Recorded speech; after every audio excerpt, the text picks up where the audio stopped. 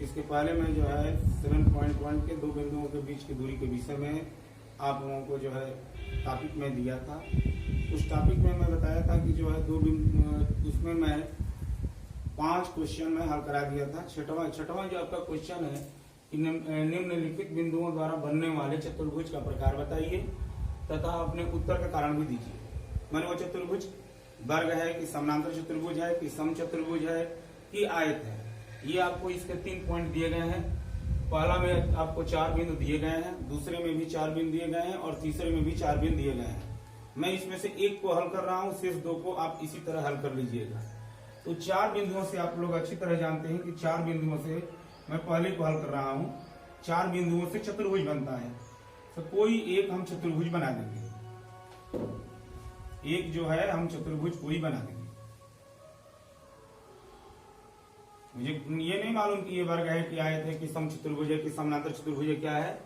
इसका नामकरण करेंगे और जिस तरह हम नामकरण कर रहे हैं ABCD क्रम से, उसी तरह इन बिंदुओं को क्रम से जो है रख देंगे।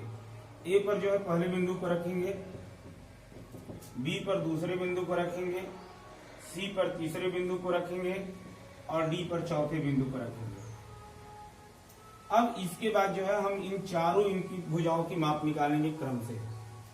मैं बताया था चतुर्भुज के लिए कि यदि चारों भुजाओं की माप बराबर हो और उसके डायगोनल भी विकर्ण भी समान हो तो वह वर्ग होगा, और चारों भुजाओं की माप समान हो लेकिन विकर्ण बराबर न हो तो वह समचतुर्भुज होगा। ये आमने सामने की भुजा बराबर हो और विकर्ण बराबर हो तो आयत होगा, और आमने सामने की भुजा बराबर हो और विकर्ण बराबर न हो तो समानांतर चतुर्भुज होगा। तो इसके लिए पहले हम जो है सीधे जो है इन चारों भुजाओं को ज्ञात करेंगे। पहले AB की माप निकालेंगे। AB की माप के लिए A और B दो बिंदु लेंगे, -1, -2 और 1, 0। नंबरिंग करेंगे x1, y1, x2, y2। इनके बीच की दूरी का फार्मूला होता है √x1 - x2 का whole square plus y1 - y2 का whole square. Then you can write x1 की वैल्यू है -1 और -x2 की वैल्यू 1 का स्क्वायर, y1 मीन्स -2 -0 का स्क्वायर। यहाँ -1 और -1 -2 का स्क्वायर और यह हो जाएगा -2 का स्क्वायर। तो यहाँ से -2 का स्क्वायर 4 और -2 का स्क्वायर 4, ये होगा √8, यानी इसको लिख सकते हैं 2√2। AB की माप हो गई 2√2। अब AB के बाद हम निकालेंगे BC की माप। निकालेंगे इसके बाद हम BC की माप। तो BC की माप में B और C दो बिंदुओं का सहारा लेंगे हम। B का बिंदु है 1, 0, B पॉइंट है 1, 0 और C का है -1, 2। पुनः x1, y1 और x2, y2, और डायरेक्ट मैं यूज कर रहा हूं, ये होता है √x1 - x2 का होल स्क्वायर। तो x1 की वैल्यू है 1 और -x2 मैंने -1 यहाँ रखोगे तो +1 का स्क्वायर, y1 मीन्स 0 -2 का स्क्वायर, 1 and 1 2 का स्क्वायर -2 का स्क्वायर, ये हो जाएगा तुम्हारा जो है 2 का स्क्वायर 4 -2 का स्क्वायर 4 √8 यानी 2√2। फिर CD की माप निकालेंगे हम। CD की मापने के लिए दो बिंदुओं का सहारा लेंगे, C और D का। C का पॉइंट है -1, 2 और D का पॉइंट है -3, 0। x1, y1, x2, y2। मैं पहले ही बताया था किसी भी बिंदु में पहला x होता है और दूसरा y होता है। फिर इसके जो है इसके बीच की दूरी हो जाएगी √x1 माने -1 -x2 माने +3 का स्क्वायर 2 -0 का स्क्वायर, और 3 -1 ये होगा 2 का स्क्वायर और 2 -0 2 का स्क्वायर, ये हो जाएगा √4 प्लस √4 इक्वल टू √8 2√2। फिर इसके बाद DA निकालो चाहे AD निकालो। चलो DA की माप। तो DA की माप हो जाएगी, D का पॉइंट है -3, 0 और A का पॉइंट है -1 -2। अब करेंगे तो ये हो जाएगा x1 y1, ये होगा x2 y2। फार्मूला यूज करेंगे। x1 मीन्स -3 -x2 मीन्स -1 यहाँ पुट करोगे तो +1 का स्क्वायर, 0 और +2 का स्क्वायर, -3 एंड +1 ये -2 का स्क्वायर और +2 का स्क्वायर, -2 का स्क्वायर 4, ये 2 का स्क्वायर 4 √8 और √8 हो जाएगा 2√2। क्या क्या देख रहे हो? यहाँ देख रहे हो कि इसकी जो है 4 साइड इज सेम, इसके चारों जो है are equal, 4 sides are equal, इसकी चारों भुजा क्या है, समान है। अब यह दो कंडीशन होगा, या तो वर्ग होगा या तो समचतुर्भुज होगा। तो इसके लिए हम इसका डायगोनल निकालेंगे। ये डायगोनल सेम आता है तब तो ये स्क्वायर होगा, नहीं तो ये समचतुर्भुज होगा। तो डायगोनल के लिए एसी की माप निकालो। एसी की माप, ए का पॉइंट है -1 -2 और सी का पॉइंट है -1 और 2।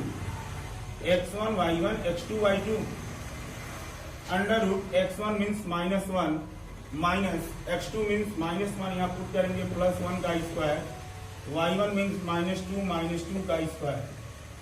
-1 एंड +1 0 होगा, -2 -4 का स्क्वायर, ये हो जाएगा √16 यानी 4। इसके बाद डायगोनल BD निकालो। BD की माप, तो B का पॉइंट है 1 0, D का पॉइंट है -3 0, x1 y1 x2 y2 under root x1 means 1 minus +3 का स्क्वायर, y1 मीन्स 0 -0 का स्क्वायर, 3 एंड 1 ये 4 का स्क्वायर प्लस 0, ये हो जाएगा √16 यानी यह भी हो गया 4। यहाँ पे हम क्या देख रहे हैं कि side AB equal to BC equal to CD equal to DA, side भी सेम है और ये दोनों डायगोनल भी सेम आए हैं। विकर्ण AC इक्वल टू विकर्ण BD, AC की वैल्यू 4 है और BD की वैल्यू 4 है, तो AC इक्वल टू BD, अतः यह वर्ग है। इसी तरह ये जो है इसका सेकंड पार्ट कर लेना। एक जो है सेकंड पार्ट में भी एक फिगर इस तरह बना लेना चतुर्भुज का, और चतुर्भुज का फिगर बना इसका नामकरण कर देना, और इन बिंदुओं को क्रम से जो है A B C, पहले बिंदु को A पर रखेंगे -3 5, दूसरे बिंदु को B पर रखेंगे 3 1, तीसरे बिंदु को C पर रखेंगे 0 3, और चौथे बिंदु को यहाँ D पर रखेंगे -1 -4। और रखने के बाद उसके बाद जो है यदि इसकी जो है चारों साइड सेम आ रही है, यदि इसकी जो है मान लो यदि इसकी जो है ये क्रमागत साइड सेम नहीं आ रही है, या आमने सामने की भुजा बराबर भी नहीं आ रही है, चारों साइड बराबर भी नहीं आ रही है, तो चतुर्भुज वो नहीं होगा। इस तरह तीसरा कर लेना, तीसरा भी इस तरह जो है करके यदि मान लो कि चारों इसकी साइड सेम आ रही है तो विकर्ण निकाल लेना। तो चारों साइड यदि बराबर हो और विकर्ण भी बराबर है तो वर्ग होगा। चारों साइड बराबर हो, विकर्ण बराबर ना हो तो समचतुर्भुज होगा।